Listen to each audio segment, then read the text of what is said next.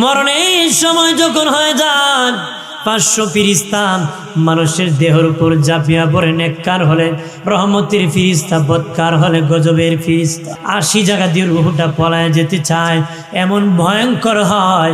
আজরাইলের ভয়ঙ্কর রূপ দেখি তর তর করে মানুষ কাঁপে, প্রস্রাব করে দেয়, পায়খানা করে দেয়। যার কপাল ঘেমে যায় তার জান্নাতি মরণ, যার নাক একটু বড় বড় ছিদ্র হয়ে যায় তার জান্নাতি মরণ। জান্নাতি লোকটা যখন মরে যায় বা ইন্তেকাল হয়ে যায় রে, রূহ লইয়া আজরাইল প্রথম আসমানের দরজায় চলে যায়। সেখানে দারোয়ান ফিরিস্তা আছে। প্রথম আসমানের বাবা এই শূন্যস্থানের 500 বছরের রাস্তা রে, কঠিন পদার্থ আরো 500 বছরের রাস্তা। ঠিক এইভাবে কোলার শূন্যস্থান 7টা বাবা 500 3,500 বছর, কঠিন পদার্থ আরো 3,500 বছর, মোট 7,000 বছরের রাস্তা। এইভাবে বাবাজি আসমানের দরজা খুলে যায় রে, জান্নাতের দরজা খুলে যায়। রূহ লইয়া জান্নাতের রূহটা জান্নাতে ঘোরাঘুরি করে, রূহ নিয়ে আবার জমিনে আসে। আসার সময় আজরাইল নিজ হাতে জান্নাতীদের লিস্টিতে তার নামটা উঠায় দেয়। আর একজন ফাসিক, সুদখোর, ঘুষখোর, হারামখোর, জিনাখোর, মদখোর বাবাজি নাফরমানে রূহ যখন কবজ করি, রূহ নিয়া যখন প্রথম আসমানে যান, দরজা খুলে নারী রূহ নিয়ে জমিনে আসে। জমিনের কয়েক মাইল নরম মাটি, তারপরে যাওয়া যায় না। তামার পাহাড়, সীসার পাহাড়, লোহার পাহাড়, 28 মাইল নিচে সিজিন, তারপরে জাহান্নাম।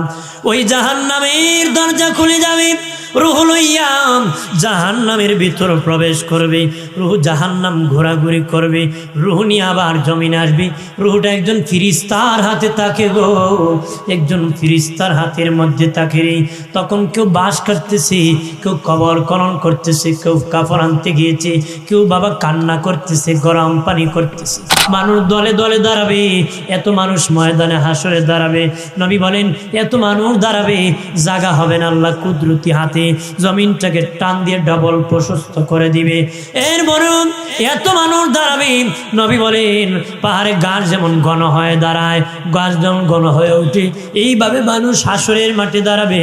2টা পা রাখার মতন জায়গা এর চেয়ে বেশি কেউ পাবে না। নড়াচড়ার ক্ষমতা নাই, চতুর্দিকে আগুন দিয়ে বাউন্ডারি, পলায়া যাওয়ার কোনো সুযোগ নাই। এত মানুষ দাঁড়াবে রে। সূর্য বাবা মাতার কাছে চলে আসবে রে, সূর্য মাতার কাছে চলে আসবে। সূর্যের তাপে মানুষের মগজগুলা বাতের মারের মতন টকবক করবে, ঘেমে যাবে। কারো হাঁটু পর্যন্ত পানি হবে, কারো কোমর পর্যন্ত, কারো সিনা পর্যন্ত, গলা পর্যন্ত। কেউ আবার সাঁতার কাটতে থাকবি। এমন ভয়ঙ্কর অবস্থা হাসরের মাঠ হবে। আমার আল্লাহ নবীকে মাকাম মাহমুদে বসাবেন। মাকাম মানে জায়গা, মাহমুদা মানে প্রশংসিত। তাফসির রুহুল মানিতে আল্লামা আলুসি বাগদাদি হানাফি রহমতুল্লাহ আলাইহি বলেন, মাকাম এমন একটি জায়গা যেটা আমার আল্লাহর কুদরতি কুল। একটা পাহাড় আছে আরাব পাহাড়, তাদেরকে আরববাসী বলা হয়। কোরআনে একটা সূরা আছে সূরা আরাব, বাবা তাদেরকে আরববাসী বলা হবে। তারা এক নজরে জান্নাত দেখবে আর এক নজরে জাহান্নাম দেখে। দেখে দেখে অন্তরের কষ্ট পাবে, অন্তরের কষ্ট পাবে। আমার আল্লাহ অন্তরের কষ্ট দিয়া ক্ষমা করে জান্নাতের মেহমান বানায় দিবি। আমার প্রাণীর দুস্থ বুজুর্গ গরিব খেয়াল করেন ভালো করে বাবাজি। কবর প্রথম স্টেশন, কবর প্রথম গাড়ি উসমান ফিল জান্নাহ। নবী বলেছেন উসমান গনি জান্নাতি। বাবাজি তারপর উনি কবরের পাশে গেলে কানতে কানতে খেজুর গাছের রসের মতন টপ টপ করে পানি পড়তো। দাড়ি মুবারক ভিজে যেত, দাড়ি মুবারক ভিজে যেত। সাহাবায়ে কেরাম বললেন উসমান গনি ভাই, নবী জাহান্নামের বয়ান করলো, এইভাবে কান্না করেন না। কিন্তু কবরের পাশে এইভাবে কেন কান্না করেন? উসমান গনি বলেন কবর প্রথম স্টেশন, কবর প্রথম ঘাটি। কবরে যারা ধরা পড়ে যাবে সব জায়গায় ধরা পড়ে যাবে, কবরে যারা নাজাত পাবে সব জায়গায় নাজাত পাবে। আমি উসমান গনির ভয় হয় কবরে নি ধরা পড়ে যায়। কবর এমন একটি জায়গা বাবা, একা ঘর, কাউকে চার দিবে না, কাউকে চার দিবে না।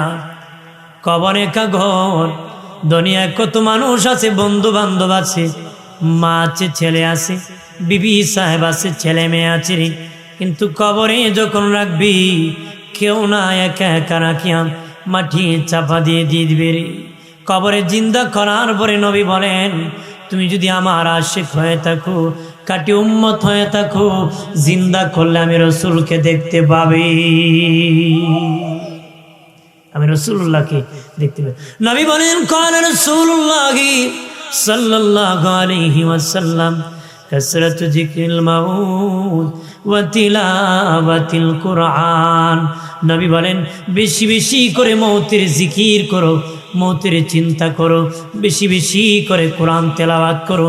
মৌতের চিন্তায় সুদ কানার থেকে বাঁচাবে, ঘুষ কানার থেকে বাঁচাবে, মিথ্যা মামলার থেকে বাঁচাবে, মিথ্যা সাক্ষীর থেকে বাঁচাবে, গীবত থেকে বাঁচাবে। বাবাজি, মৌতের চিন্তায় ব্যবসা মিথ্যার থেকে বাঁচাবে, পাল্লায় কম দেওয়ার থেকে বাঁচাবে, বেশি নেওয়ার থেকে বাঁচাবে। মৌতের চিন্তায় বাহির ভিতর আল্লাহওয়ালা বানায় দিবে, মৌতের চিন্তায় সত্য বিচারক বানায় দিবে, মৌতের চিন্তায় সত্য কথা মুখ দিয়ে বাহির করে দিবে। মৌতের চিন্তা জেনার থেকে বাঁচাবে, মৌতের চিন্তা এতিমের মাল খাওয়ার থেকে বাঁচাবে, মৌতের চিন্তায় মা বাবার খেদমতদার বানায় দিবে, মৌতের চিন্তায় মদ খাওয়ার থেকে ইয়াবা বাবা খাওয়ার থেকে বাঁচাবে। মৌতের চিন্তা জারি হওয়ার কারণে লোকটা ওলি আল্লাহ হয়ে যাবে। আর যে বাবা দেশি বেশি করে আল্লাহর কোরআন তেলাওয়াত করবে, তার ইমান তত বেশি বেড়ে যাবে গো, তার ইমান তত বেশি বেড়ে যাবে।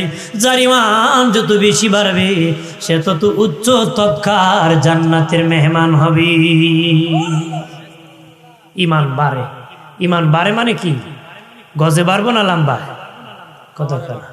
ইমানি শক্তি বাড়বো। ইমানি শক্তি কি বাড়বো? কার কত বাড়ছে? যার জীবন গুনাহমুক্ত তার ইমান তত শক্ত। যার জীবন যত গুনাহমুক্ত তার ইমান তত কি শক্ত। এই জন্য কোরআন তেলাওয়াত ইমান বাড়ে মানে গুনাহমুক্ত জীবন গঠন করে। সুবহানাল্লাহ বলবেন না? জোরে কর। আমার প্রাণী দুস্থ বুজুর্গানি খেয়াল করেন ভালো করে, যে আজরাইল মানুষের রূহ কবজ করি। বাজি নবী বলেন, আমি মেরাজ রজনীতে আজরাইলের অফিসে গিয়েছি, আজরাইলকে দেখেছি।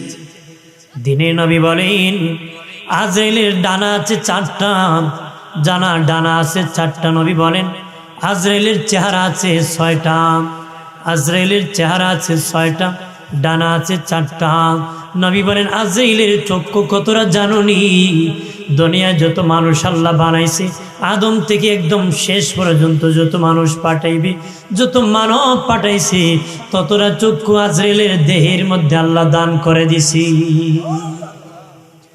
আর কত বড় আজরাইল জানুনি? নবী বলেন, দুনিয়ার খালি বিলের নদী নালা পুকুর পানা সাগর মহাসাগরের সব পানি যদি একত্র করে আজরাইলের মাথায় ঢেলে দেওয়া হয়, তার মাথা ভিজানো সম্ভব হবে না। এমন আজরাইল মানুষের রূহ কবজ করে। মানুষের সামনে খাবারের প্লেট থাকতে যত কাছে যত ছোট লাগে, তামাম পৃথিবীটা আজরাইলের কাছে একটা প্লেটের মতন। খাবার সেটার থেকে উঠে খেতে যেমন কোনো কষ্ট নাই, অনেক রকম খাবার থাকলেও খাইতে সমস্যা নাই। আজরাইল যেই কোনো দেশের, যেই কোনো জায়গার, যেই কোনো গ্রামের, যেই কোনো গুহায় বসে আছে, পাহাড়ে আছি, গর্তে আছি, গাছে আছি, 10 তলা 20 তলা আছি, যেভাবে পানির নিচু আছে, তার রূহ কবজ করতে তার কোনো সমস্যা হয় না, কবজ করতে তার কোনো অসুবিধা হয় না। এরকম আছে নাকি আজরাইলের অসুবিধায় ফালায় রেখে গেছে, কতক্ষণ কবজ করছে না? আছে নাকি? যে বেচারা শক্তি বেশি, আজরাইল কুস্তি দিয়া পারছে না, এই জন্য রূহ কবজ করছে না, কইছে আর একটু নরম হোক দে নাই। আছে নাকি? তার মানে যত বড় শক্তিশালী হোক ওই সময় আর শক্তি কাজ করে না। আজরাইল বলেছিল, আল্লাহ গো, ও মালিক, আমাকে এমন কাজ দিয়েছ, মানুষ আমাকে বকাবকি করবে, গালাগালি করবে, মানুষ আমাকে শুধু গালাগালি করবে। বাবার সামনে ছেলেকে আনলে বাবা আমাকে গালি দিবে, ছেলের সামনে বাবারে নিলে ছেলে আমাকে গালি দিবে, মায়ের সামনে মেয়েকে নিলে মা গালি দিবি, মেয়ের সামনে মাকে নিলে মা গালি দিবি। মেয়ে গালি দিবে, আল্লাহ গো এই কাজ আমাকে দিয়েছো, আল্লাহ আজরাইল আমি এমন ব্যবস্থা করতেছি তোমাকে কেউ গালাগালি করবে না রে। গালাগালি কেউ করেনি আজরাইল? করে? কেউ বকাবকি করে না। আল্লাহ এমন ব্যবস্থা করছে। কেমনে মরছে রে? কয় হার্ট অ্যাটাক করছে। হার্ট অ্যাটাক কেন করলো? কয় রাগ কষা ছিল তো, গরুর গুছ বেশি খাইতো। কথা খান মানুষ কইতো বেশি গুস্তু খাইতো, সামাল দিতেন খালি খাইতো আর খাইতো, এই জন্য হার্ট অ্যাটাক করছে, স্ট্রোক করছে। কেউ হচ্ছে মিষ্টি বেশি খাইতো, ডায়াবেটিস বাইরে মরে গেছে, নীল হয়, ঠিক কিনা? এইভাবে বলে অ্যাক্সিডেন্ট হয়ে মারা গেছে, এই রোগ হয়ে মারা গেছে, সেই রোগ হয়ে মারা গেছে। কিন্তু আজরাইলের বিষয় তো আলোচনা করে নাকি? করে না। এইভাবে মরছে, সেইভাবে মরছে। আল্লাহকে আমি এমনটা ব্যবস্থা করবো আজরাইল তোমার কথা মানুষ খেয়ালই রাখবে না। সুবহানাল্লাহ না আর জোরে নড়াচড়ার ক্ষমতা নাই। ইমাম জালালউদ্দিন সুয়ুতী বলেন, মরণের সময় যখন হয়ে যায় 500 ফিরিস্তা মানুষের দেহের উপর ঝাঁপিয়া পড়ে, নেককার হলে রহমতের ফিরিস্তা, বদকার হলে গজবের ফিরিস্তা। 80 জায়গা দিয়ে রুহু পলায়া যেতে চায়, 80 জায়গা দিয়ে রুহু পলায়া যেতে চায়। এই জন্য বলছি মৃত ব্যক্তি যিনি সাক্ষাতের বিছানায় আছে, কমজোরি মানুষ তার পাশে বসিও না, কারণ তার রুহ যখন পায়ের দিকে যাবে, পা দিয়ে যদি আঘাত করে তোমাকে শেষ করে দিতে পারে। হাতির দিকে এসে গেলে হাতির পাওয়ার বেড়ে যাবে, হাত দিয়ে টাচ করে শেষ করে দিতে পারে। 80 জায়গা দিয়ে রুহটা পলায় যেতে চায়, এমন ভয়ঙ্কর হয়। আজরাইলের ভয়ঙ্কর রূপ দেখে তর তর করে মানুষ কাঁপে, প্রস্রাব করে দেয়, পায়খানা করে দেয়। যার কপাল ঘেমে যায় তার জান্নাতি মরণ, যার নাক একটু বড় বড় ছিদ্রি হয়ে যায় তার জান্নাতি মরণ। জান্নাতি লোকটা যখন মরে যায় বা ইন্তেকাল হয়ে যায় রে, রুহ লইয়া আজরাইল প্রথম আসমানের দরজায় চলে যায়। সেখানে দারোয়ান ফিরিস্তা আছে। প্রথম আসমানের বাবা এই শূন্যস্থানের 500 বছরের রাস্তা রে, কঠিন পদার্থ আরো 500 বছরের রাস্তা। ঠিক এইভাবে কোরআন শূন্যস্থান 7টা বাবা 500 3,500 বছর, কঠিন পদার্থ আরো 3,500 বছর, মোট 7,000 বছরের রাস্তা। এইভাবে বাবাজি আসমানের দরজা খুলে যায় রে, জান্নাতের দরজা খুলে যায়। রুহ লইয়া জান্নাতের রুহটা জান্নাতে ঘোরাঘুরি করে, রুহ নিয়ে আবার জমিনে আসে। আসার সময় আজরাইল নিজ হাতে জান্নাতীদের লিস্টিতে তার নামটা উঠায় দেয়। আর একজন ফাসিক, সুদখোর, ঘুষখোর, হারামখোর, জিনাখোর, মদখোর বাবাজি নাফরমানের রূহ যখন কবজ করি, রূহ নিয়া যখন প্রথম আসমানে যান, দরজা খুলে নারী রূহ নিয়ে জমিনে আসে। জমিনের কয়েক মাইল নরম মাটি, তারপরে যাওয়া যায় না। তামার পাহাড়, সীসার পাহাড়, লোহার পাহাড়, 28 মাইল নিচে সিজিন, তারপরে জাহান্নাম। ওই জাহান্নামের দরজা খুলে যাবে, রুহ লইয়া জাহান্নামের ভিতর প্রবেশ করবে। রুহ জাহান্নাম ঘোরাঘুরি করবে, রুহ নিয়ে আবার জমিনে আসবে। রুহটা একজন ফিরিস্তার হাতে থাকে গো, একজন ফিরিস্তার হাতের মধ্যে থাকে রে। তখন কেউ বাঁশ কাটতেছে, কেউ কবর খনন করতেছে, কেউ কাপড় আনতে গিয়েছে, কেউ বাবা কান্না করতেছে, গরম পানি করতেছে।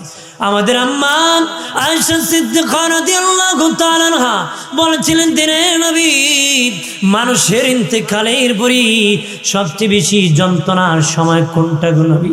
সবচেয়ে বেশি কষ্টের সময় কোনটা? দিনের নবী বলেন, এ আয়েশা, মানুষের ইন্তেকালের পরে দাফনের আগে 3টা যন্ত্রণা আছে।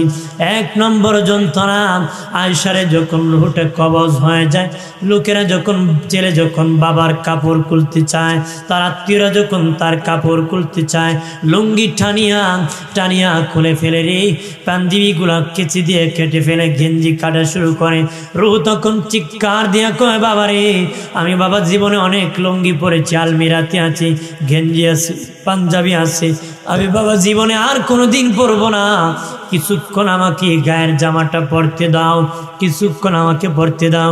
দিনের নবী বলেন, এ আয়েশা, পৃথিবীর কেউ মানে না তার বাবা মার কাপড় চোপড় টানিয়া টানিয়া খুলে ফেলে রে, টানিয়া টানিয়া খুলে ফেলে, পৃথিবীর কেউ মানে না। তখন রুহ চিৎকার ধরে কান্নাকাটি করে। এটা ইন্তেকালের পরে 1 নম্বর যন্ত্রণা। একটু চিল্লায় বলে আল্লাহু আকবার। কেউ আছে নাকি কাপড় চোপড় সহ কবরে নামাই দিছি? কতক্ষণ আছে নাকি? নামায় দিবে একমাত্র শহীদ, যারা জঙ্গের শহীদ, শাহাদাত বরণ করেছে বাবাজি, জিহাদের মাঠে যারা শহীদ হয়েছে তাদেরকে দেওয়া হবে। রক্ত বাবা দামি, রক্ত পবিত্র, কিন্তু যখন রক্ত বের হয়ে যায় নাপাক। রক্ত কি বের হয়ে গেলে হয় নাপাক। তবে একটা রক্ত পবিত্র, এক ফোঁটা নয়, কলস ভর্তিও যদি বের হয়, এই রক্ত পবিত্র। এটা হলো শহীদ, জঙ্গে শহীদ যারা শাহাদাত বরণ করেছিলেন, তাদের যারা রক্ত বের হবে, তাদের রক্ত পবিত্র।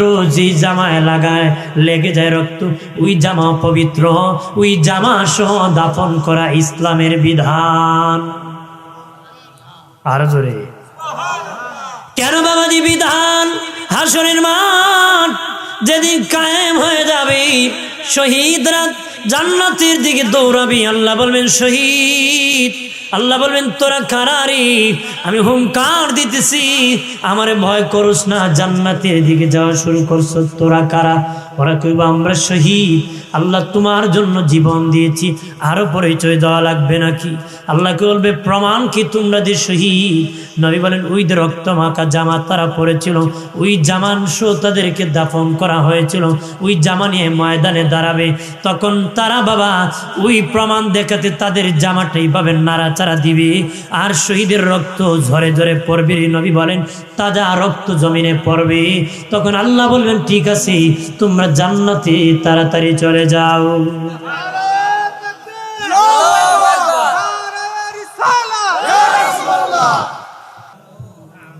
আমার প্রাণীর বাবাজি রানী খেয়াল করেন, ভালো করেন। ও বাবাজি, মা আয়েশা বলেন নবীজি, অগ মায়ের নবী 2 নম্বর যন্ত্রণা কোনটা? নবী বলে আয়েশা রে, যখন উঁচু জায়গা থেকে নিচু জায়গায় লাশটা নামায় দেওয়া হয়, উঁচু জায়গা থেকে নিচু জায়গায় নামায় দেওয়া হয়, তার খাট থেকে যখন নিচু জায়গায় নেওয়া হয়, তখন রুহু চিৎকার করে কান্নাকাটি কয় বাবারি, জীবনে এই খাটে অনেক দিন ঘুমাইছি রে, আমি বাবা তো আর এই খাটে ঘুমাবো না, কিছুক্ষণ খাটটা আমাকে ঘুমাইতে দাও রে। হযরত ওমর ফারুক রাদিয়াল্লাহু তাআলা আনহু বলেন, হে পৃথিবীর মানুষ, তোমার বাবা মরে যাক, মা মারা যাক, এত তাড়াতাড়ি নামায় দিও না রে, নিচু জায়গায় নিও না রে। এই জন্য সম্মানার্থী আমরা খাটিয়া উঠে জানাজা পড়ি, এটা উঁচু জায়গায় রাখি, এটা আমাদের ইজ্জত, এটা আমাদের কি ইজ্জত। গরু ছাগল মরলে মানুষ এমনি ফেলে দেয়, পায়ের নিচে রাখে, মানুষ মরলেই উপর কাপড় টাঙ্গে গোসল করা হয়, খাটে উঠে উপরে রাখি, আস্তে আস্তে কবরে নামায় দেওয়া হয়। সুবহানাল্লাহ। মুসলমানের কত ইজ্জত জানো রে? মুসলমানের কবর দেখে একজন হিন্দু মহিলা কালেমা পড়ে মুসলিম হয়ে গেছে। হিন্দু মহিলা কয় আমার বাপ মরছে, আগুন লাগাই দিচ্ছে, চাপ দিয়ে মানুষ ধরছে, উলঙ্গ হয়ে গেছে। আমার মা মরছে, আগুন লাগাই দিচ্ছে, মা উলঙ্গ হয়ে গেছে, সবাই দেখছে। কিন্তু মুসলমান মরলে কত ইজ্জত, উপর কাপড় টাঙ্গায় গোসল করতেছি, কাপড় পরায়া খাটিয়া উঠে আল্লাহর নাম জপতে জপতে কবরে নামাই দিছে। সুবহানাল্লাহ। ওকে এর চেয়ে ইজ্জতের ব্যবস্থা আর কিছু হতে পারে না, কালেমা পড়ে মুসলমান হয়ে গেছে। বাবাজি নবী বলেন, হে শাম, যখন খাট থেকে নামায় দেওয়া হয় রে, তখন মুর্দারও চিৎকার দিয়ে কাঁদি, পৃথিবী কেউ মানে না। কার থেকে নামায় দেওয়া হয়, তখন মুর্দার রুহু 2 নম্বর বড় যন্ত্রণা ভোগ করে।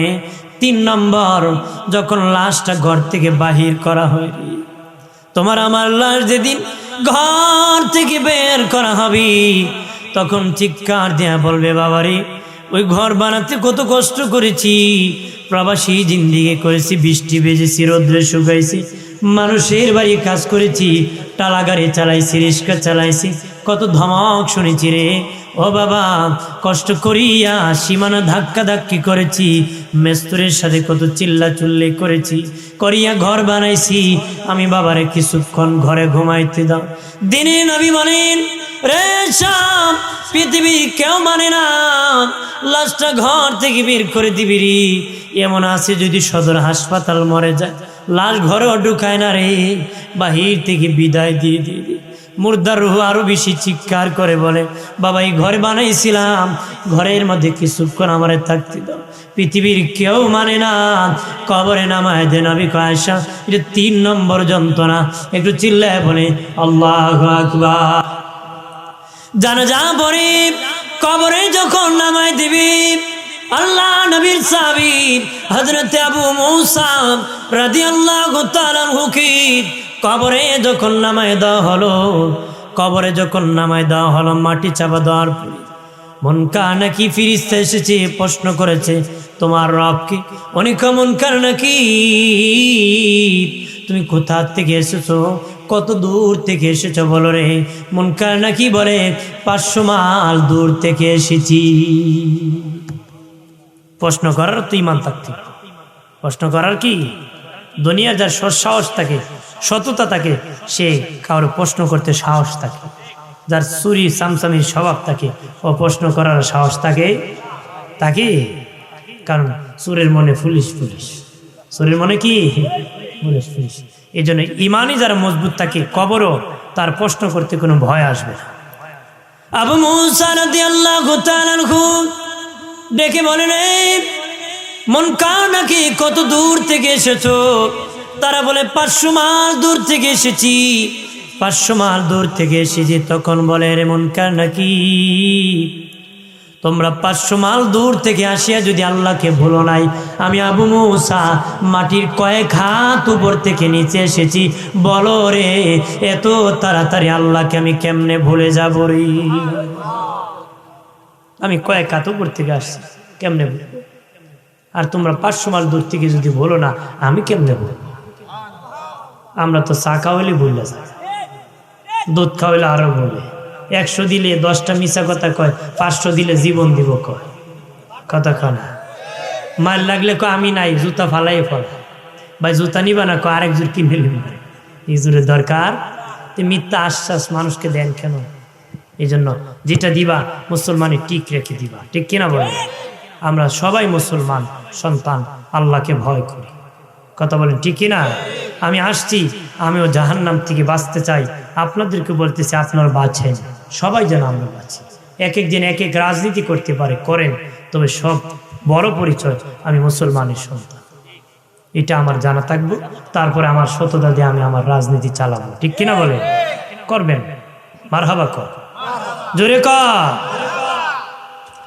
আমার বানের বাবাজি খেয়াল করেন, ভালো করে ও বাবাজি, আল্লাহ নবীর সাহাবী সাদ ইবনে মুআজ রাদিয়াল্লাহু তাআলা আনহু ইন্তেকালের পরে আল্লাহ নবী নিজে জানাজার ইমামতি করলেন। আল্লাহ নবী নিজে জানাজার ইমামতি করলেন। লাশ যখন খাটিয়ে উঠায়া সাহাবায়ে কেরাম নিতেছেন, নবীজি বুড়ি আঙ্গুল মুবারকে ভর করে করে যাচ্ছে। সাহাবায়ে কেরাম বলে, নবীজি ওগো মায়া নবী পা মুবারকি ব্যথা পাইছেন নাকি, পানি পোড়া ফেলতেছেন না, কারণ কি? নবী বললেন, না না বাবা সাহাবীরা, আমি যা দেখি রে তোমরা তা দেখো না রে। আমার সাদ ইবনে মুআজের জানাজায় এত ফেরেশতা এসেছে, আমি পা রাখার জায়গা পাইতেছি না। কবরে নামাই দেওয়া, মাটি চাওয়া দেওয়ার পরে কবরের পাশে নবী কান্নায় ভেঙ্গে পড়েছেন। আবার নবী মুস্কি হেসে দিয়েছেন। সাহাবায়ে কেরাম বলেন, নবীজি কেন গো এইভাবে কান্নাকাটি করেছেন? আবার মুস্কি হেসে দিয়েছেন। নবী আমার সাদ ইবনে মুআজকে যখন কবরে নামায় দেওয়া হলো, কবরের দুপাশের মাটি আমার সাদ ইবনে মুআজকে চাপা মারা শুরু করছে। আমি দেখে সহ্য করতে পারি না, কান্নায় ভেঙ্গে পড়েছি, দোয়া মুনাজাত করেছি। দোয়া করার কারণে আমার আল্লাহ আমার সাদ ইবনে মুআজের কবর জান্নাতের বাগান বানায় দিছে। যার জানা যায় ফেরেশতা আসছে, তারা যদি কবর মাটি চাপা দিতে আসে, তোমার আমার কেমন হবে? আমার না জানি কেমন হয়, আমি জানি না তো, আমি তো বলতে পারি না কি অবস্থা হবে। কবর কাউকে খাতির করবে না রে বাবাজি, কবর সবাইকে চাপা মারবে। নাস্তিক বেঈমানকেও চাপা মারবে, ইমানদারকেও চাপা মারবে, গুনাহগার ইমানদারকেও চাপা মারবে রে। কবরের আযাব সত্য বিশ্বাস করতে হবে, হাসর সত্য, জান্নাত আছে বিশ্বাস করতে হবে। আল্লাহ আছে ঈমান এনেছি, সব কিছু না দেখে বিশ্বাস করেছি। আমার দেশে নাস্তিক আছে, তারা বলে কবরের আযাব বলতে কিছু নাই, হাসরে বিচার বলতে কিছু নাই, শেষে আল্লাহ বলতে নাকি কিছু নাই। কন্যা নাউজুবিল্লাহ, না নাউজুবিল্লাহ বাড়ি যায় কইবে, কন্যা নাউজুবিল্লাহ। ওরা মহা শূন্য নাকি একটা গ্রহ ছিল, হঠাৎ করে বিস্ফোরণ হয়ে গেছে, হয় নাকি পৃথিবী হয়ে গেছে, বিস্ফোরণ হয়ে পৃথিবী হয়েছে।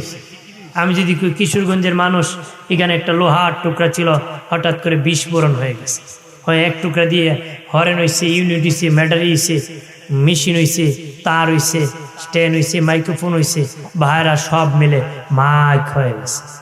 আপনি কেবেন এতক্ষণ মূল্যটা ভাবছিলাম ভালো, এটার একটা তার চিরা দেখো না, বলবে কি না লোহা বিস্ফোরণ হয়ে পৃথিবী হয়ে গেছে, বল লোহা বিস্ফোরণ হয়ে মাইক হয়েছে বললে যদি তার চিরা হয়, যে বলে মহাশূন্যে বিস্ফোরণ হয়ে পৃথিবী হয়েছে, হে তার কেমন শিখছে, কথা কয় না, শিখছে কি না, ছিঁড়ে গেছে। বলতে পারেন ওরা তো শিক্ষিত মানুষ, শিক্ষিত লোকের তার বেশি ছিল, কথা কয় না, ঠিক কিনা, ওই বুঝবেন বললে।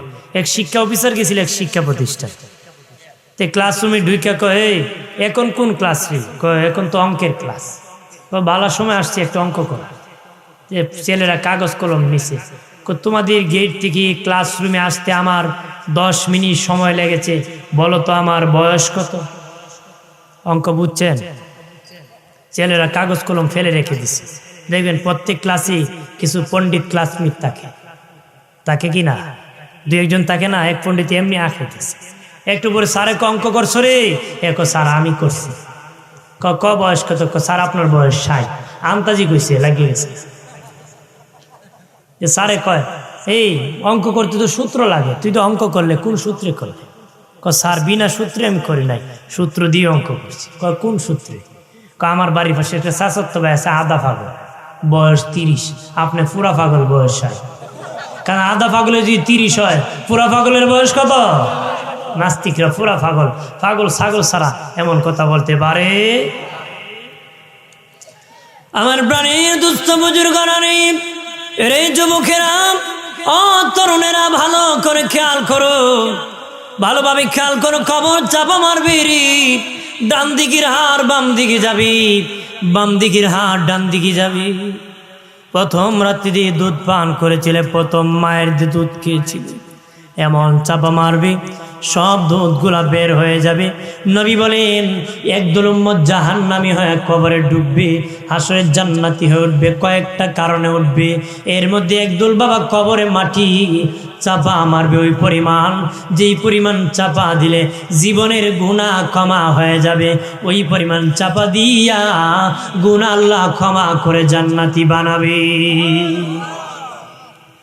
প্রাণীর বাবাজি, দয়াল নবী বলেছেন, এ বাবা আবু হুরায়রা, ইমানের নৌকা মজবুত করো রে বাবা, ইমানের নৌকা মজবুত করো, সামনে তুফান আসতেছে। নদীতে স্রোত যখন বেশি আসে, নৌকা যদি মজবুত না থাকে বাবা, মোকাবেলা করা যাবে না। নবী বলেন সামনে তুফান আসতেছে, ইমানের নৌকা মজবুত করো। কিসের তুফান? মরণের তুফান। মরণের তুফান, কবরে মুনকার নাকি ভয়াবহ রূপের তুফান, কবরের মাটির চাপের তুফান, মিজানের পাল্লার তুফান, এরপরে হাসরের মাটি ফুলসিরাতের ফুলের তুফান। চুল হতে চিকন হবে, আবুসা হতে অন্ধকার হবে, তলোয়ার হতে ধারানো, এমন একটা রাস্তা পার হয়ে মোকাবেলা করে যেতে হবে রে দিনে। নবী বলেন, এ বাবা আবু হুরায়রা, ইমানের নৌকা মজবুত করো রে, করতে পারলে মোকাবেলা করতে পারবা, মোকাবেলা করতে পারবা। মরণের সময় ইবলিস বেঈমান কাফির বানানোর জন্য 80 বছর হায়াত যদি পান, যত মেহনত বানাই করছে পদভ্রষ্ট বানানোর জন্য, সব মেহনত একত্র করলে যত হবে, মরণের সময় তার চেয়ে বেশি যন্ত্রণা দেয় বেঈমান বানানোর জন্য রে। কঠিন বাবাজি, এই জন্য আল্লাহকে ভয় করো রে। কবর থেকে দলে দলে কাতারে কাতারে দাঁড়াতে হবে। আগে যেহেতু অস্তিত্ব ছিল না, আমার আল্লাহ অস্তিত্ব নাই, সেখানে আমাকে বানাইছে। এখন তো অস্তিত্ব আছে, এখন তো আল্লাহ আরো আগে বানাতে পারবি। আল্লাহর আগে পরে নাই, আল্লাহ শুরু নাই শেষ নাই, আল্লাহর কাছে কোনো কঠিন নাই। আল্লাহ আমি আমাদের বোঝার জন্য বলতেছি যে যেখানে আমাদের কাছে প্রথম একটা কঠিন হয় পরে সহজ, পরে কি হয়? তা আল্লাহ তো প্রথমেই বানিয়ে ফেলছে, পরে কি বানাইতে পারবো না? বানাতে পারবে। আল্লাহর ব্যাপারে প্রথমও কোনো কঠিন নাই, শেষে কোনো কঠিন। আল্লাহ সুবহান, আল্লাহ পবিত্র। সুবহানাল্লাহ। বাবাজিরা চিন্তা করা হবে, ইব্রাহিম নবী রাস্তা দিয়ে যেতেছেন, দেখেন বাবা, ও বাবাজি একটা প্রাণী ভিন্ন পানির টেনে টেনে খেতেছে। ইব্রাহিম নবী বলে, আল্লাহ গো, ও মালিক, ওই প্রাণীও তো তুমি হাসরের মাঠে দাঁড় করাইবা গো, ওই প্রাণীও তো হাসরের মাঠে তুমি দাঁড় করাবা, কিন্তু বিভিন্ন প্রাণীরা তাকে বিভক্ত করে করে খেয়ে ফেলতেছে, কেমনে গো তুমি দাঁড় করাবা? আল্লাহকে, ইব্রাহিম তুমি কি বিশ্বাস করো না? ইব্রাহিম নবী আল্লাহ আমি বিশ্বাস করি, যদি দেখাইতেন আরো ভালো হতো গো। আল্লাহ বাবা এই সময় আমার আল্লাহ ইব্রাহিম নবীকে 4টা পাখি দিয়েছেন, এর মধ্যে একটা পাখি হলো কাক। একটা পাখি কি? কাক। কয়টা পাখি দিছে? কাকের স্বভাব আর মানুষের স্বভাব এক জাত। মানুষের স্বভাব আর কাকের স্বভাবে মিল আছে। কোনো প্রাণী খাবার জমায় না, কোনো প্রাণী কি খাবার জমায় না। সকালে বেরিয়েবো খিদা নিয়ে, বিকালবেলা পেট ভরে বাসায় ফিরবে, তার খিদা নিবারণ করে। কিন্তু কাক দেখবেন, চেষ্টা করে দেখবেন, রমজান মাসে ইফতার করতেছেন, অন্ধকার হয়েছে, আর কোনো পাখি নাই, কিন্তু কাওয়াটা এখনো উকি ঝুঁকি মারে। কথা কথা, কোনো প্রাণী খাবার জমায় না, কিন্তু কাক কাক খাবার জমায়। সে কি করে? মনে করেন বাড়ির আঙ্গিনা উঠানে ধান দিয়েছেন খলাতে, কাক মনে মনে কইব বেরি কেন আগামীকাল দিবনি, কোনো কিছু জমাই নাই। আল হায়াতুল হাইওয়ান কিতাবে লিখছে ও জমায়। তখন কি করে? ধানগুলা বা কোনো কিছু নিয়ে যে জায়গায় রাখবো, চোখকে মুজে ফেলে। চোখ কেন মুজে? যে কেউ যেন দেখে না আমি খাওয়ানটা রাখছি। মানে মানে ও নিজের চোখ নিজে মুজে ফেলে। কেন মুজে? যে কেউ যেন আমার খাবারটা দেখে না, এজন্য নিজের খাবার নিজে খুঁজে পায় না। যে চোখ মুজে রাখছিল, মানুষ কয় না, ওই আগে সনের ঘরে মানুষ যখন লাগতো তখন খাবারটা পাইতো ভিতরে খাওয়া রাখছে। খাওয়ান যখন রাখে খাওয়া, কাক নিজের খাবার নিজে পরে পায় না, তা আমরাও খালি জমাই, নিজে খায় মরতে পারে না। কথা কয় না, জানোই না খাইব না মর, যেন কাকও জমায় খবরই পায় না। কথা কয় ঠিক কিনা? 4টা পাখি দিলেন। বাবাজি রাগ করবেন না রে, 4টা পাখি দিলেন। আল্লাহ বলেন, ইব্রাহিম 4টা পাখি তুমি জবাই করো রে। উনি জবাই করলেন। আল্লাহ বলেন, রে ইব্রাহিম, এটার গোস্তগুলা কি তুমি একদম নরম করো, রুই রুই করো, একদম আটার কায়ের মতন করো। 4টার গোস্ত একত্র করে আটার কায়ের মতন বানালেন, একদম মিক্স একত্র করলেন।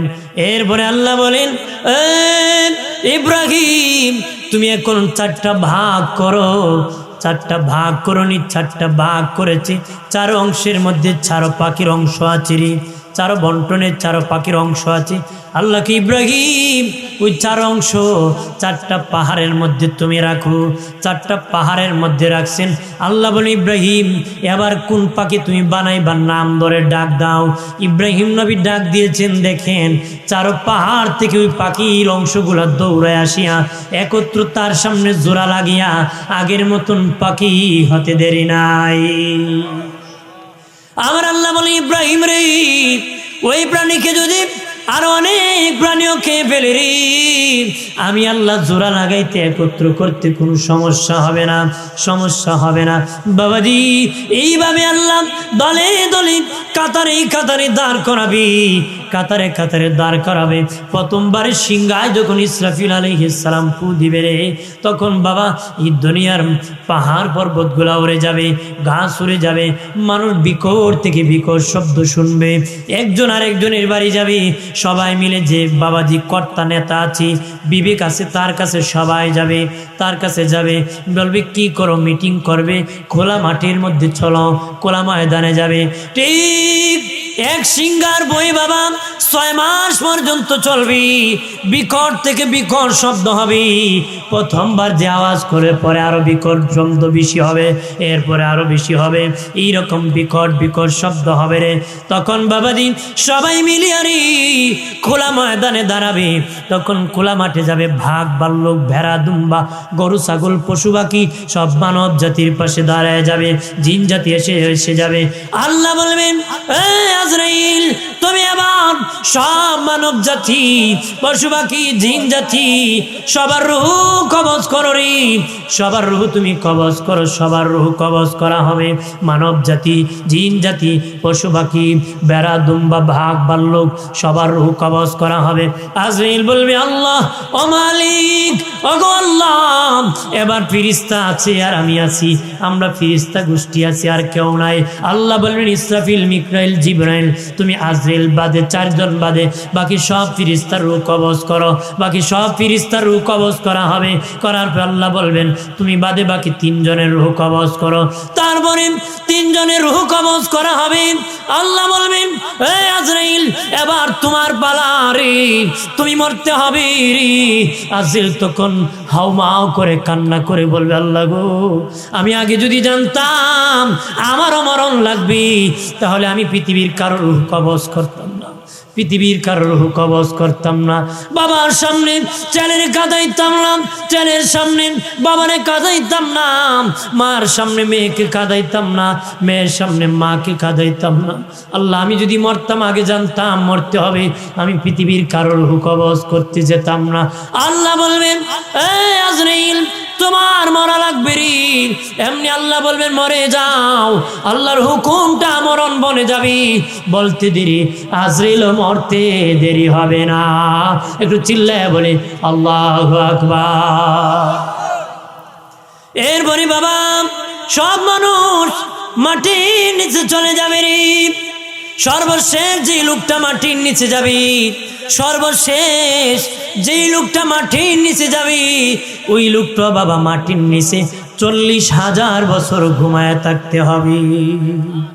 40,000 বছর ঘুমায় থাকতে হবে। আমার আল্লাহ 40,000 বছর পর্যন্ত বৃষ্টি নাজিল করবে, আসমান থেকে বৃষ্টি নাজিল করবে। ওই বৃষ্টির দ্বারা পৃথিবী সমতল করবে, আল্লাহ সমান করবে। পাহাড় পর্বত নদী নালা সমুদ্রের পানিগুলা বাবা বাষ্প হয়ে আগুন হয়ে যাবে। ওই আগুন দিয়ে হাসরের মাটির চতুর্দিকে বাউন্ডারি দিবি। আর বাবা পৃথিবীটা সমতল করবে, বৃষ্টির দ্বারা মানুষের দেহ গঠন করবে। তবে 8টা জিনিস ধ্বংস হবে না, আরশ, কুরসি, লৌহ, কলব, জান্নাত, জাহান্নাম, ইসরাফিলের সিংহা, মানুষের রূহ, ওই 8টা জিনিস ধ্বংস হবে না, 8টা জিনিস ধ্বংস হবে না। বাবাজি যত প্রাণী বানাইছেন মানব জাতি সহ সবার রূহ বাবা ইসরাফিলের সিংহার ভিতরে থাকবে। সিংহার ভিতরে বাবা আসন আছে আমার আপনার সবার। সিংহা কত বড় জানেননি? দয়াল নবী যেদিন মেরাজে গিয়েছেন দেখেন ইসরাফিল সিংহা মুখে নিয়ে দাঁড়িয়ে আছে। নবী বলেন প্রথম সালাম দিলাম জবাব দেয় না, দ্বিতীয়বার দিলাম জবাব দেয় না, তৃতীয়বার দিলাম জবাব দেয় না। নবী কই ইসরাফিল আমি বুঝতে পেরেছি রে তুমি আল্লাহর হুকুমের অপেক্ষা আছো। আল্লাহ কখন হুকুম করবে তুমি বাঁশি বাজায় দিবা, এই জন্য জবাব দিতেছ না। তবে ইসরাফিল বাড়িতে মেহমান দাওয়াত দি, বাড়িওয়ালা বাড়ি ঘর ভাঙ্গে না রে। বাড়িতে মেহমান দাওয়াত দি, বাড়িওয়ালা বাড়ি ঘর ভাঙ্গে না। আমি আল্লাহর বাড়ি মেহমান, আজকে বাড়ি ভাঙ্গার জন্য আল্লাহ তোমাকে বলবে না। একটু চিল্লায় বলে মারহাবা। নবী বলেন ইসরাফিলের সিংহা কত বড় জানো নি? নবী বলেন একটা হাতের মধ্যে টিকটিকির ডিম যদি রাখো, হারুলের ডিম রাখো, হাতের তালু অনেক বড়, টিকটিকির ডিমটা অনেক ছোট। দিনে নবী বলেন এই হারুলের ডিম যেমন ছোট, ইসরাফিলের হাতি, ইসরাফিলের সিংহার হাতি পৃথিবীটা হারুলের ডিমের মতন, আর সিংহাটা হলো মানুষের হাতের তালুর মতন। এমন একটা সিংহা ফু মারবে, এটার ভিতরে প্রত্যেকটা রূহ থাকবে রে। ঠিক 40,000 বছর পরে আমার আল্লাহ সব ফেরেশতা বানাবি, মানব জাতির দেহ গঠন করবি। ইসরাফিল বানাবে, জিবরিল বানাবে। আল্লাহ বলেন ইসরাফিল রে, ইসরাফিল এবার তুমি দ্বিতীয় সিংহা ফু দিয়ে দাও, আমি হাসরের মাঠ কায়েম করে দিব। দ্বিতীয় সিংহা ফু দাও, আল্লাহ বলবেন দিয়ে দাও। এই সিংহার কথা বলতে আল্লাহ কাছে ইজা জুলজিলাতিল আরদু জিলজালাহা ওয়া আখরাজাতিল আরদু আসকালাহা। আল্লাহ কাছে যখন ইসরাফিল দ্বিতীয়বার সিংহা ফু দিবে তখন মাটির মোড়ামুড়ি শুরু হয়ে যাবে। মাটি মোড়ামুড়ি করবে, মা যখন সন্তান প্রসব করে বাবাজি ব্যথা যন্ত্রণা শুরু হয়, মা বাবা ব্যথার যন্ত্রণায় ছটফট করতে থাকে, রে যন্ত্রণায় মুড়ামুড়ি করে। ঠিক ইসরাফিল যখন বাঁশি বাজায় দিবে, হাসরের মাঠ যখন কায়েম হয়ে যাবে, তখন মাটির মুড়ামুড়ি শুরু হয়ে যাবে। মা মুড়ামুড়ি করতে করতে সন্তান প্রসব করে ফেলে, মায়ের পেটের সন্তান বের হয়ে যায়। ঠিক মাটিও মুড়ামুড়ি করতে করতে মাটির ভিতরে যত সম্পদ ছিল সব ফেটে ফেটে বাহির হয়ে যাবে। মানুষ মাটির ভিতরে সম্পদ ছিল, সব মানুষ নিজ নিজ কবর থেকে দলে দলে কাতারে কাতারে হাসরের মাঠে দাঁড়াবে, দলে দলে দাঁড়াবে, কাতারে কাতারে দাঁড়াবে। ও বাবাজি, মা আয়েশা সিদ্দিকা রাদিয়াল্লাহু তাআলা আনহা বলেছিলেন, নবী কত কাতার মানুষ হবে গো? নবী বলেন, আয়েশা রে 120 কাতার মানুষ হবে। সুবহানাল্লাহ কইতেন, আরো আসতে হয়, আরো জোরে।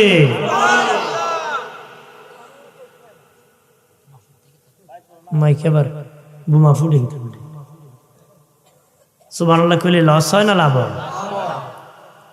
সুবহানাল্লাহ বললে, একবার বললে মিজানের অর্ধেক পূরণ হয়ে যায়, আরেকবার আলহামদুলিল্লাহ বলে বাকি মিজান পূরণ হয়ে যায়। আরো জোরে কর। তাহলে বলতে তো হালকা কিন্তু অনেক ভারী। ইমাম বুখারী শেষে হাদিস এনেছে, প্রথম নিয়তের হাদিস, শেষে কি আমলের হাদিস, শেষে কি আমলের হাদিস। 2-2.5 পৃষ্ঠা হাদিস আছে, কিন্তু 1 লাইনের হাদিস প্রথম আছে, তার মানে ওইটার গুরুত্ব আছে বেশি। এটা কি ইমাম বুখারী রাহমাতুল্লাহ আলাইহি প্রথম নিয়তের হাদিস এনে বুঝাইছেন, নিয়ত যদি ঠিক না, কিছু ঠিক না, শেষে আমলের হাদিস এনেছেন। উনি বুঝাইছেন নিয়ত যার ঠিক, আমল তার ঠিক। এই জন্য উনি প্রথম নিয়ত আনছে, তারপরে আমলের আছে। যার নিয়ত ঠিক তার আমল ঠিক। আল্লাহ কোরআনে প্রথম আছে গরুর নামে, শেষে আনছে মানুষের নামে। শেষে আনছে কি? প্রথম আনছে গরুর নামে, শেষে আনছে কি? মানুষের নামে। কোরআনে ঢুকার আগে মানুষ থেকে গরু, ঢুকিয়া একদম মাথায় পরিপূর্ণ মানিয়া বের হলে আল্লাহকে তখন হয় মানুষ। সুবহানাল্লাহ। ভাইরা আমার, খেয়াল করেন ভালো করে, দলে দলে কাতারে কাতারে দাঁড়াবি। নবী বললেন, আয়েশা রে, আয়েশা 120 কাতার মানুষ হবে। মা আয়েশা, কোন নবীজি আপনার উম্মত কত কাতার হবে গো? নবী কয়, আয়েশা রে, আমার উম্মত 80 কাতার হবে। আমরা উম্মতে মুহাম্মদী একাই হব 80 কাতার। রাজত্ব চলবে আমাদের, বাহাদুরি চলবে আমাদের, আমরা অন্য নবীদের সাক্ষী হব।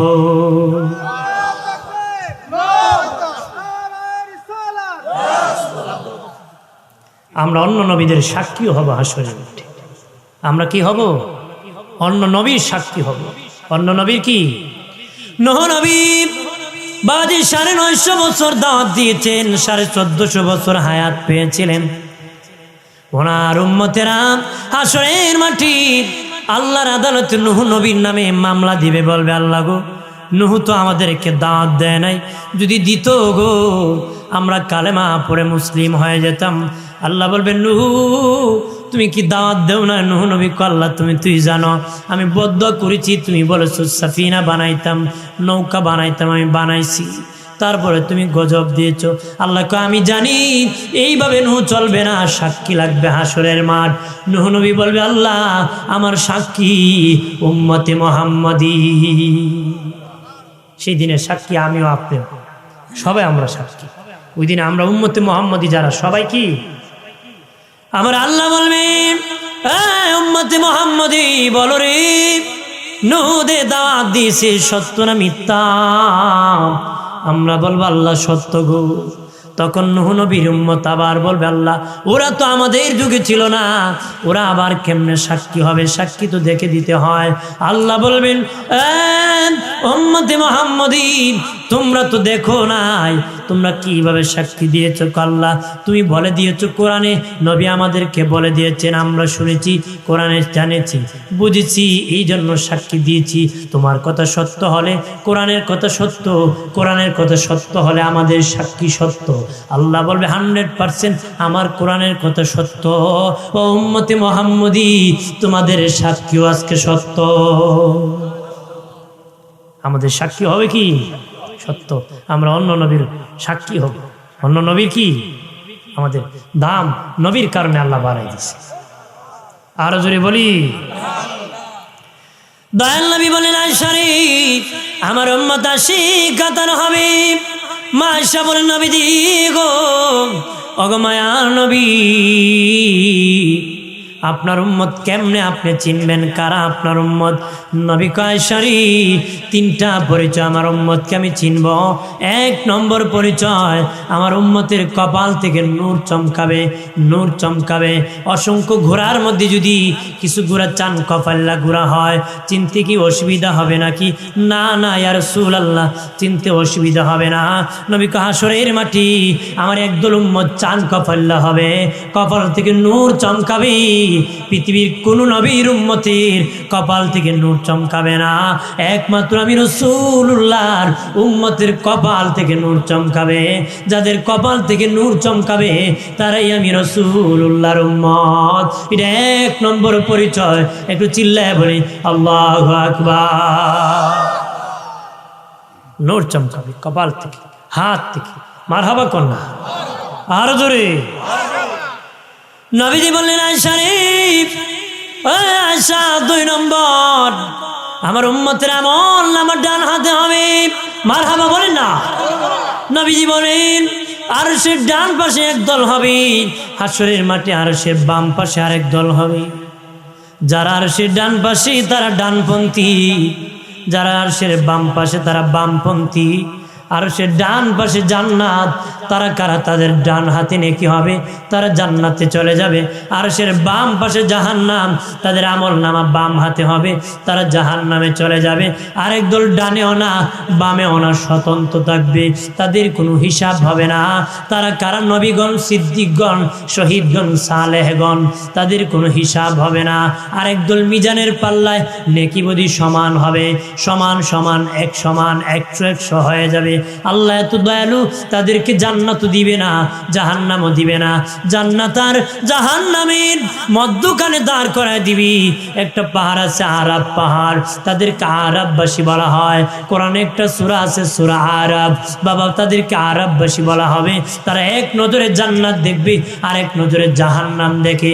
দেখে দেখে অন্তরের কষ্ট পাবে, অন্তরের কষ্ট পাবে।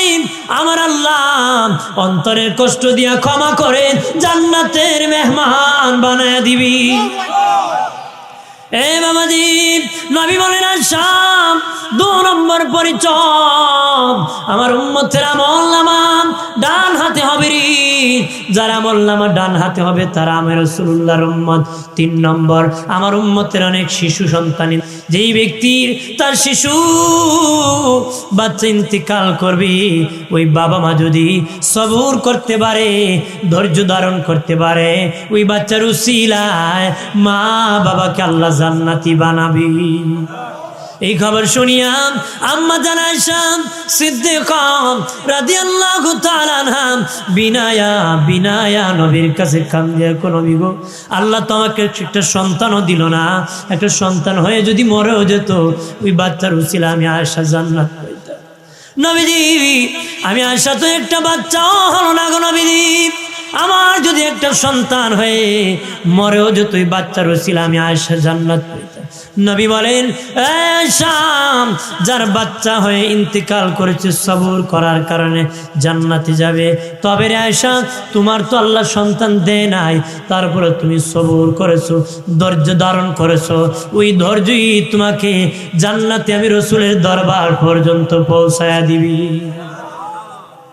ভাইরা আমার খেয়াল করেন ভালো করে, নবী বলেন এ আয়েশা হাসরের মাটি যাদের সামনে ছোট্ট ছোট্ট বাচ্চারা দৌড়াদৌড়ি করবে তারাই আমি রাসূলুল্লাহর উম্মত। এটা আমার উম্মতের 3 নম্বর পরিচয়। একটু চিল্লায় বলে মারহাবা। মানুষ দলে দলে দাঁড়াবে, এত মানুষ ময়দানে হাসরে দাঁড়াবে। নবী বলেন এত মানুষ দাঁড়াবে, জায়গা হবে না, আল্লাহ কুদরতি হাতে জমিনটাকে টান দিয়ে ডবল প্রশস্ত করে দিবে। এর বরং এত মানুষ দাঁড়াবে, নবী বলেন পাহাড়ে গাছ যেমন ঘন হয়ে দাঁড়ায়, গাছ যেমন ঘন হয়ে ওঠে, এইভাবে মানুষ হাসরের মাঠে দাঁড়াবে। 2টা পা রাখার মতন জায়গা এর চেয়ে বেশি কেউ পাবে না। নড়াচড়ার ক্ষমতা নাই, চতুর্দিকে আগুন দিয়ে বাউন্ডারি, পলায়া যাওয়ার কোনো সুযোগ নাই। আগুন দিয়ে হবে কি, চতুর্দিকে আসমান, খই যাবে ওসমান, বাগার সুযোগ আছে? ভাগতে পারবা না, আল্লাহর বাউন্ডারি দিয়ে দিবে। আর যেখানে যাইবে আল্লাহকে এইখানে আমার জমি, যেখানে যাবে কি আল্লাহকে তোর ভালো লাগে না আমার জমি ছেড়ে দে। আল্লাহ সারিয়া কই যাইবে, যেখানে যাবে এইখানে আমার জমি। সুবহানাল্লাহ। বাপ ফুলারে কইছি ভালো লাগে না আমার বাড়ি থেকে বের হয়ে যায়, বেড়ায় রাগ করে গেছে গা ফুফুর বাড়ি, রাগ করে গেছে গা কি ফুফুর বাড়ি। বাপ কয় ফুফু তো আমার বোন, তোর ফুফু, এটা তো আমার বোনের বাড়ি, তুই এইখান থেকে বের হ। গেছে গা বেড়া খালার বাড়ি, বাপে কয় এটা আমার শালির বাড়ি, তোর কি? আমার না হলে তো তোর খালা হইতো না, এটা তো আমার আত্মীয়, বের হ। গেছে গা নানা বাড়ি, বেড়া কয় এটা আমার শ্বশুর বাড়ি, তোর কি? এদিকে ঘুরে ঘুরে বাপ ছাড়া এর কোনো অস্তিত্ব নেই। কতক্ষণ ঠিক কিনা? বাপ ছাড়া যেমন ছেলের কোনো অস্তিত্ব নাই, আত্মীয় নাই, ঠিক আল্লাহর ছাড়া পৃথিবীতে আর কারো জমিন, সবটাই আল্লাহর জমিন। মারহাবা কর। দুনিয়ার সব ফকির, ধনীকে আমার বানের বাবাজি, হাসরের মাঠে বাবাজি এত মানুষ দাঁড়াবে রে, সূর্য বাবা মাতার কাছে চলে আসবে রে, সূর্য মাতার কাছে চলে আসবে। সূর্যের তাপে মানুষের মগজগুলা বাতের মারের মতন টকবক করবে, ঘেমে যাবে। কারো হাঁটু পর্যন্ত পানি হবে, কারো কোমর পর্যন্ত, কারো সিনা পর্যন্ত, গলা পর্যন্ত। কেউ আবার সাঁতার কাটতে থাকবি, এমন ভয়ঙ্কর অবস্থা হাসরের মাঠ হবে। আমার আল্লাহ নবীকে মাকাম মাহমুদে বসাবেন। মাকাম মানে জায়গা, মাহমুদা মানে প্রশংসিত। তাফসির রুহুল মানিতে আল্লামা আলুসি বাগদাদি হানাফি রহমতুল্লাহ আলাইহি বলেন মাকাম এমন একটি জায়গা যেটা আমার আল্লাহর কুদরতি কুল। কখন আমার আল্লাহ কোলে উঠাবি, বাবা ছেলে যখন কাঁদে বাবা কোলে উঠায় রে, মা কোলে উঠান। হাসরের মাঠে আল্লাহ যখন কান্না করবে, আর নবী যখন কান্না করবে, নবীর কান্না এমন হবে জানেননি? পৃথিবীর যত নবী রাসূল বানাইছি, পৃথিবীতে যত মানুষ পাঠাইছে, এমনকি আদম নবীর 350 বছরের কান্না, পৃথিবীর সবার কান্না যদি এক পাল্লায় উঠানো হয়, নবীর সেদিন হাসরের মাঠে কান্নার সমান হবে না রে। আমার নবীর সেদিন চোখের পানির ওজন বেশি হয়ে যাবে। ওই দিন নবী সেজদা করবেন, পৃথিবীর যত নবী রাসূল, যত মানুষ, যত উম্মত সেজদা করেছে, সবার সেজদা যদি এক পাল্লা উঠানো হয়, হাসরের মাঠে নবীর সেজদার সমান হবে না রে। নবী তখন উম্মতের জন্য কান্না করবে বাবাজি, তখন আল্লাহ বলবেন হাবিব আমার কুদরতি কোলে উঠান। আল্লাহ কুদরতি কোলে উঠাবি, বলবে হাবিব যারে খুশি তারে সুপারিশ করে জান্নাতে নিয়ে যান, আমার কোনো আপত্তি নাই। মাকাম মাহমুদের আরেকটা তাফসীর হলো আল্লাহ একটা চেয়ারে বসবেন, নবীকে আরেকটা চেয়ারে বসাবেন। আল্লাহ তখন বলবেন হাবিব ওগো আমার দোস্ত, আমি আমল নামা দেখব না, আপনি যাকে খুশি গো তারে নিয়ে জান্নাতে চলে যান। তখন নবী বলবেন না, দিনে নবী বলবেন আল্লাহ গো আমল নামা যদি না দেখেন ভালো মন্দের পার্থক্য হবে না, আমল নামা দেখতে হবে, আমার উম্মতের আমল নামা দেখতে হবে, যারে খুশি তারে নিয়ে যাব না, তবে আগে দেখতে হবে। আল্লাহ বলবেন হাবিব ওগো আমার দোস্ত, আমি যদি আমল নামা দেখি আমার রাগ উঠে যাবে, গুসে উঠে যাবে। আমি বলেছি নামাজ পড়ো, পড়ে নাই, হজ পরশ হলে হজ করো, করে নাই, রোজা রাখো রে, রোজা রাখে নাই, দিনের বেলা খাইছে, সেহরিও খাইছে, ইফতারও খাইছে, এমন লোক যে আছে তার আমল নামায় তাই লেখা আছে, তাই কি আছে লেখা আছে। বেড়া দিনও খায় রাইতও খায় ফতোয়া খায় সাহিরিও খায় দাওয়াত পাইছে মাকবরের বাড়ি নেতার বাড়ি মুখটা মুচা গিয়া খারিছে বুঝে 3 দিন ধরে খায় না ফতোয়া খায় না ঠিক কিনা আবার কয় রোজানারা কেক পাপ করছি ইফতার না করে ডাবল পাপ করে এমন রোজাদার আল্লাহ বলে জিগাইব বেটা ইফতারটা করতে পারলে না আল্লাহ দুর্মুজ দিব জিগাইব কথা ঠিক কিনা দেখ মৌলানা গেছিল ইফতারি দাওয়াত খাইতে যে জিগে বেটা ইফতারি দিয়ে খামো তুমি রোজা রাখো নি এক হুজুর আমি রাখি তো রাখো নি মিয়া হুজুর যখন চাপ দিছে তখন আমার বিবি হুজুর আমার বিবিরে জিগে জীবনে না আমার একটা রোজা ভাঙ্গাইতে পারছে একটা রোজা পর্দার আড়াল থেকে হুজুর বলতেছে তোমার স্বামী নাকি যে রোজা রাখি একটা রোজা ভাঙ্গে না তুমি নাকি জীবনও একটা রোজা ভাঙ্গাইতে পারেন নাই বউ হুজুর তাই রাখলেন আমি ভাঙ্গাইতাম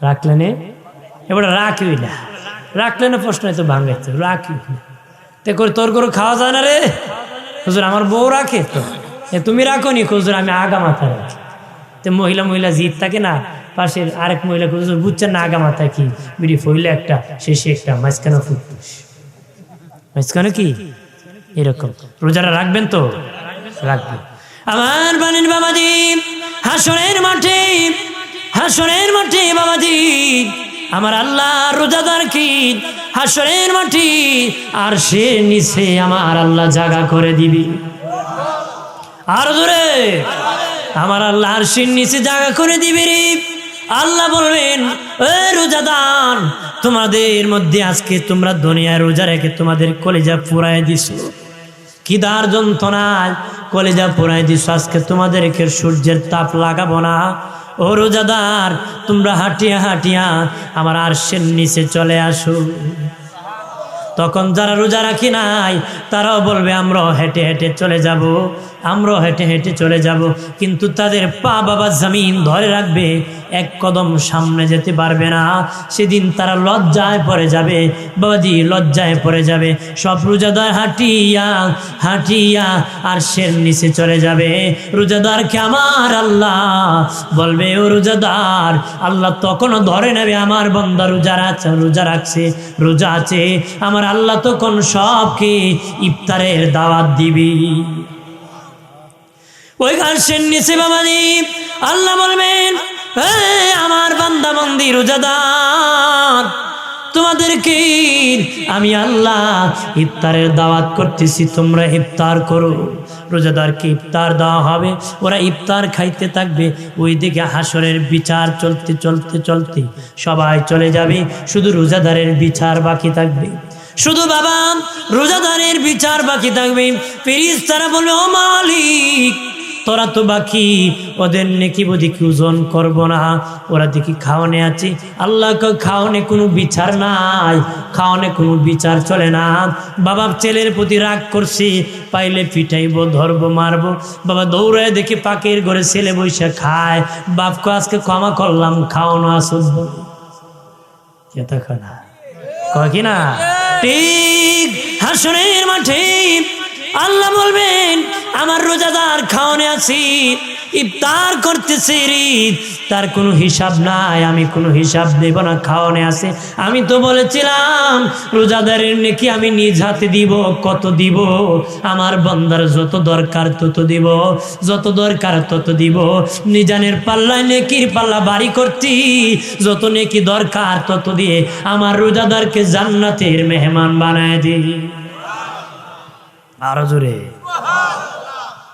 দিনে খাইলি তুই যাওয়ান যাইব নাকি তা হয় যাওয়ান যাইব তাহলে রোজাটা রাখতে হবে কেউ লাগে রমজান মাস রহমতের মাস খাবার কেউ লাগে গ্যাস্ট্রিকের মাস বাট আগে নিয়ত করছে আমার যে গ্যাস্ট্রিক আমি কোনো রাখতাম পারবো না আগে নিয়ত করে নিছি নিয়ত করা দরকার ছিল আল্লাহ আমার রাখার সুযোগ করে দিও সুবহানাল্লাহ করা প্রাণের বাবা দিনারি হাসরের মাঠে কঠিন হবে রে কঠিন ওই দিনের কথা স্মরণ করেন যে দিন তোমার প্রভু বিচার করবে যিনি নিজে বিচারক হবে কাহার হবে সবাই তরতর করে কাঁপবে ওই শেষ বিচারের ভয় যদি অন্তরে থাকে তাহলে দুনিয়ায় কোনো পাপ করবে না অন্যায় করবে না জান্নাতি হওয়া যাবে